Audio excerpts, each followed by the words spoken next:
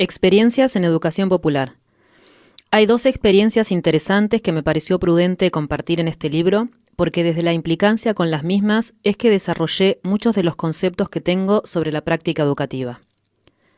Por un lado, el Bachillerato Popular América Libre, actualmente Bachi, y por el otro, el equipo de Educación Popular Pañuelos en Rebeldía. Aunque son proyectos muy distintos, pienso a estos dos espacios como una expresión más de las múltiples propuestas educativas emancipadoras que existen a lo largo de todo el continente. Como cierre de este capítulo, se hace una breve mención del Pachacuti educativo de Tupacusi, el Bachillerato Popular América Libre. Este bachillerato se pensó en sus orígenes como un secundario para jóvenes y adultos que no habían logrado terminar sus estudios. La propuesta surgió y se organizó al interior de un centro cultural ocupado, el Centro Cultural América Libre Casa del Pueblo, y resultó ser un laboratorio experimental de prácticas educativas, sociales y políticas. El estímulo inicial vino de un grupo de docentes que sostenía críticas del método educativo dominante. El motor impulsor fue la convicción de que la mejor forma de cuestionar un funcionamiento es proponiendo otro superador. El grupo de coordinación era abierto y se hicieron reuniones intercambiando experiencias acerca de otros modelos educativos. Se analizaron los casos de escuelas cooperativas y comunitarias, los métodos educativos del zapatismo y del MST de Brasil. Se organizaron charlas abiertas con maestras e intelectuales y hasta se participó como grupo docente de la América Libre de una cátedra abierta sobre América Latina en la Universidad Nacional de Mar del Plata, que se llamó Políticas Educativas y Alternativas Populares en Educación. Los debates y las diferencias al interior del proyecto siempre estuvieron presentes y muchas preguntas aún no tienen respuestas finales. ¿Es necesario que el Estado destine presupuesto o es posible generar formas autónomas de financiamiento económico? ¿Estas experiencias son una necesidad de quienes quedaron fuera del sistema educativo o son un deseo de docentes que no logran transformar la realidad del modelo educativo desde las aulas de las escuelas privadas y estatales donde trabajan? ¿Se puede hacer educación popular al interior de estos espacios que entregan o tienen la pretensión de entregar títulos habilitantes? ¿Qué es la educación popular? El proyecto fue parte de otras construcciones sociales similares que surgieron en Argentina después de las crisis del 2001 y se convirtieron en una esperanza para cientos de organizaciones que cuestionaban las formas y también algunos contenidos de los establecimientos educativos hegemónicos. Las fábricas recuperadas bajo control obrero, por ejemplo, identificaron en su interior la necesidad de implementar una experiencia educativa en donde sus historias de vida y testimonios fueran tenidos en cuenta. Los bachis estuvieron así en el centro de la agenda política de muchos movimientos populares y políticos y se obtuvieron resultados que llegaron a superar las expectativas iniciales. El bachi fue el lugar en el cual encontré la comodidad que no conseguí en el sistema tradicional para terminar con una etapa pendiente de mi vida, donde encontré un grupo de personas maravillosas con las que compartimos mucho más que un salón. Compartimos y seguimos compartiendo la vida, el día a día y la lucha. Hugo Prieto, egresado. Los bachilleratos se fueron articulando en función de conseguir, entre otras cosas, el reconocimiento del Estado y poder así emitir los títulos habilitantes. El objetivo era posibilitar que las promociones que egresaran de los bachis pudieran continuar con sus estudios terciarios o universitarios, pero además cobrar el plus económico, el salario que los empleos registrados dan en el caso de tener título secundario. Si bien existieron avances y retrocesos en la negociación, en el año 2007, el Ministerio de Educación aprobó una resolución sobre los lineamientos para el Plan Federal de Educación Permanente de Jóvenes y Adultos e implementaron en todo el territorio nacional el Plan FINES, que permitió que sectores de barrios de la periferia pudieran tener la posibilidad de concretar sus estudios en lugares cercanos como sociedades de fomento, escuelas, clubes y centros partidarios, pero con una dinámica y lógica de funcionamiento similar al sistema educativo hegemónico, al mismo tiempo que lograron mejorar las estadísticas en relación al nivel de escolarización en Argentina. Funcionamiento. El proyecto en Mar del Plata se inició con 20 docentes y 26 estudiantes y se consiguieron los siguientes recursos: pizarrón, sillas, mesas redondas, biblioteca, elementos de librería y libros de tema. Las tareas para la puesta en marcha tuvieron que ver con ordenar, limpiar y decorar un espacio en desuso.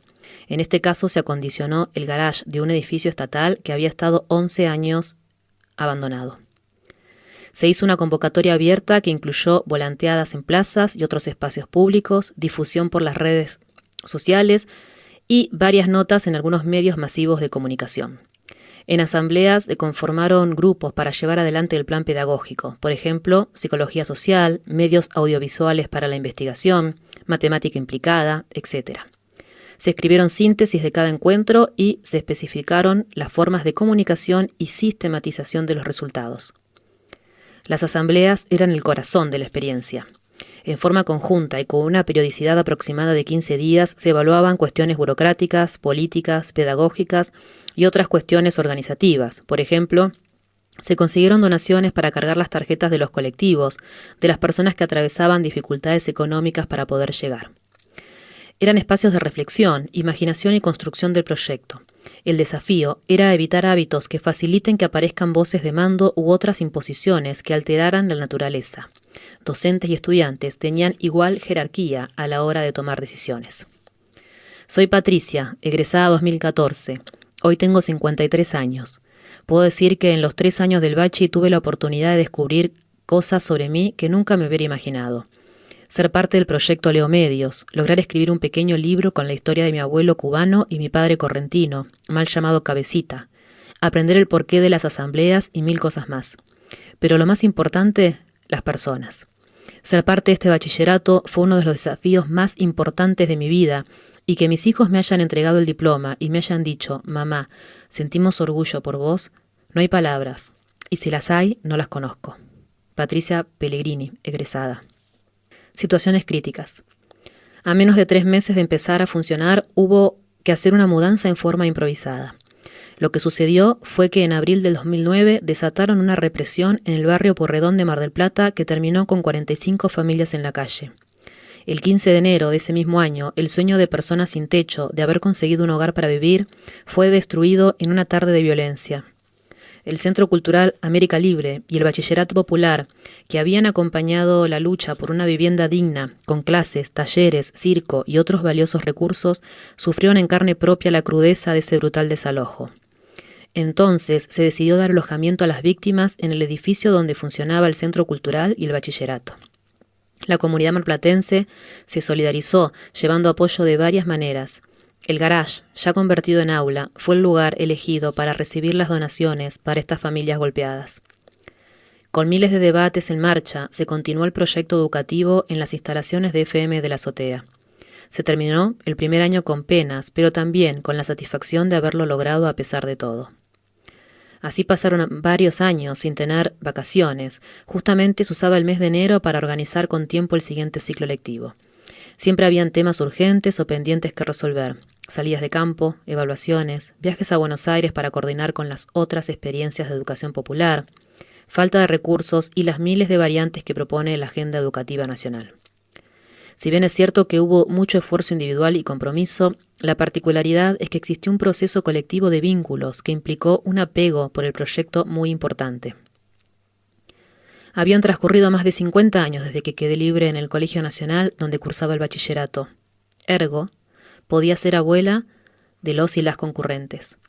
Cuando visité por primera vez el América Libre, lo hice buscando un grupo feminista. Vaya mi sorpresa al encontrar un aviso publicitando el comienzo de un bachillerato popular. Me sedujo la idea y decidí probar. Y agradezco siempre haberme lanzado, sin tener prejuicios. Fui una más, con inquietudes de superación, trabajando horizontalmente, donde aprendimos estudiantes de docentes y docentes de estudiantes, donde Paulo Freire estaba presente, donde Simone de Beauvoir se sentaba a dialogar con nosotros y nosotras, donde Pichón Rivière rondaba por las esquinas. Y tantos más, que sería largo nombrar. Se unían para afianzar nuestros conocimientos, para empoderarnos, para pensar un país integrado y solidario. Una gran experiencia. Leonor Cuqui Arrigo, egresada. El bachillerato autogestionado, colectivo, horizontal e independiente, transformó la manera de hacer y de pensar de un grupo alimentando la reflexión que nos enseñó Paulo Freire. La educación no cambia el mundo, pero puede cambiar a las personas que sí lo harán. El equipo de educación popular Pañuelos en Rebeldía. ¿Qué tal si en el juego de la silla, en lugar de expulsar a la persona que se queda sin silla, la vamos integrando, sentándonos, compartiendo, si es necesario entre 5, una misma silla? ¿Qué tal si jugamos a cooperar en lugar de competir? ¿Qué tal si jugamos a que gana el grupo si nadie pierde? El juego, tan infantil en apariencia, nos desafía a invertir las lógicas con las que convivimos cotidianamente. Claudia Corol. Mientras tengamos capitalismo, este planeta no se va a salvar, porque el capitalismo es contrario a la vida, a la ecología, al ser humano, a las mujeres. Berta Cáceres. Pañuelos en Rebeldía es un equipo de educación popular que desarrolla sus prácticas pedagógicas con diferentes movimientos sociales, contribuyendo en la socialización y sistematización de experiencias de formación política. El grupo es coordinado por Claudia Corol, quien empezó su militancia siendo estudiante y desde entonces nunca abandonó su participación como formadora, convirtiéndose en una referencia para cientos de organizaciones de América Latina y el Caribe. Dentro de este equipo se considera la educación popular como una dimensión más de todas las instancias que existen en los procesos de lucha, organización y búsqueda de una praxis revolucionaria. Es decir, que la educación popular para Pañuelos no es una pedagogía para asimilar mejor la participación en el sistema, ni para cubrir los baches que el sistema va dejando a partir de la exclusión, sino que la idea central es debatir con los principios educativos que reproducen la dominación del sistema, pero también con aquellas experiencias que realizan prácticas educativas asistencialistas por contribuir muchas veces con lógicas de disciplinamiento que no cuestionan la subordinación. La educación popular es para este equipo mucho más que una metodología. Es una concepción política y filosófica, un modo de ser, pensar y hacer, que resalta la importancia de la comunicación en las relaciones humanas, rescatando el valor de la creación colectiva de conocimientos, relacionando siempre la teoría con práctica. De esta concepción es importante conocer las expectativas y los intereses de las personas que serán protagonistas de la construcción del conocimiento. En el libro Jugar y jugarse se detalla el rol fundamental de las técnicas participativas y se sistematizan algunas dinámicas que se realizaron en los encuentros organizados desde el equipo. Por ejemplo, relevamiento de expectativas, caldeamientos, presentación de conclusiones al plenario, juegos cooperativos, cierre y evaluación de talleres, etc. Para Pañuelos, a través de la dimensión lúdica de la práctica educativa, es posible ensayar y aprender nuevas formas de pensar y hacer el mundo. Es así que se deja en evidencia la diferencia que existe con las formas tecnicistas, porque, a pesar de sus discursos progresistas, terminan siendo instancias de formación que apuntan a crear hábitos buscando resultados para la subsistencia en el sistema, pero sin indagar en las causas de la desigualdad. Para Pañuelos, el momento de formación no es solo la instancia del taller, sino que la educación tiene que ver con un conjunto de prácticas transformadoras. Los talleres aparecen solo como el momento específico de la teorización y no están predeterminados desde una posición ideológica, sino que desde las distintas posiciones se genera un diálogo que permite cuestionar las lógicas dogmáticas que tienen miradas estereotipadas de la realidad. En Argentina, la educación popular concebida de esta manera ha sido asumida en principio por organizaciones vinculadas a la alfabetización y al trabajo para adultos, organizaciones campesinas, por movimientos barriales, muchos de ellos en las villas o en las fábricas recuperadas, y otras veces relacionadas con construcciones feministas. Con el correr del tiempo, las experiencias se desarrollaron y enriquecieron en varios lugares del mundo. Las revoluciones de Berta. En uno de los talleres organizados por Pañuelos en Rebeldía, tuve el honor de conocer a Berta Cáceres, líder indígena y activista ambiental de Honduras. En todas sus intervenciones narraba con voz fuerte y clara los detalles de la realidad del pueblo lenca, su pueblo, y explicaba con palabras simples la importancia central de los ríos para el desarrollo de las economías regionales y la continuidad de la vida en general. En el 2015, Berta fue reconocida con el prestigioso Premio Ambiental Goldman para el Sur y Centroamérica, por su contribución a la lucha persistente en contra de la construcción de las represas hidroeléctricas que amenazan con desplazar a cientos de indígenas de Honduras. Un año más tarde me llegó a través de Twitter la desgarradora noticia de que Berta había sido asesinada en su casa luego de haber recibido cientos de amenazas relacionadas con su activismo. El pedido de justicia por Berta circuló por el continente y fue así que sus ideas no solo no fueron silenciadas por la violencia extrema del poder de turno, sino que su recorrido personal, lleno de saberes teóricos y prácticos, se difundieron entre miles de personas dispuestas a continuar su lucha como propia. Al cumplirse un año del homicidio de Berta, Pañuelos en Rebeldía organizó un nuevo taller llamado Cuerpos y Territorios, Resistencias a las Políticas Coloniales del Capitalismo Patriarcal. El encuentro se convocó bajo la frase «Las revoluciones de Berta» y se trabajó durante 3 días con el objetivo de seguir profundizando e integrando miradas para sistematizar las experiencias de formación política y educación popular que desarrollan los diferentes movimientos populares en América Latina y el Caribe. Las tragedias que genera la dominación, la reproducción constante de injusticias en todos los rincones del planeta y la necesidad de sobrevivir venciendo las dificultades que se imponen día a día, provocan el desarrollo constante y sostenido de la pedagogía de la rabia, de la indignación, de la resistencia, pero sobre todo de la pedagogía de la esperanza, de que están naciendo muchas revoluciones nuevas. El Pachacuti educativo. El término Aymara Pachacuti se puede traducir como volver en el tiempo y en el espacio. Cuti quiere decir vuelco y Pacha significa tiempo, espacio y vida. El término Pacha a la vez deriva de 2 voces Aymara, Paya 2 y Chama, energía. Entonces, el Pachacuti educativo puede ser traducido como una transformación educativa que plantea que la educación debería diseñarse desde el paradigma filosófico, ideológico de la cosmovisión andina. Por supuesto, cuando se plantea esto, no quiere decir que la población entera deba volver a retornar a la cultura andina, sino que se considera que si se reafirmaran los valores y los fundamentos de la misma, la educación y con ella la vida de las personas y la comunidad podrían mejorar. Para Tupacassi, los seres humanos no podemos percibir la realidad directamente, sino que la interpretamos, lo que significa que nuestras descripciones y comprensiones están esencialmente constituidas por una individualidad, obviamente mediatizada por la cultura a la cual se pertenezca. Así, la investigación no puede abstraerse de su propia existencia o vivencia, la cual inevitablemente intervendrá en el modo de comprender los fundamentos que sustentan el Pachacuti educativo. Cuando se plantea este sistema educativo, no quiere decir en lo más mínimo que se tenga la intención de que todas las personas sean indígenas. No es lo que se busca. Lo que se pretende es pensar desde los valores. En cada acto educativo siempre hay un educador o educadora que cree en determinados valores y quiere transmitir los mismos.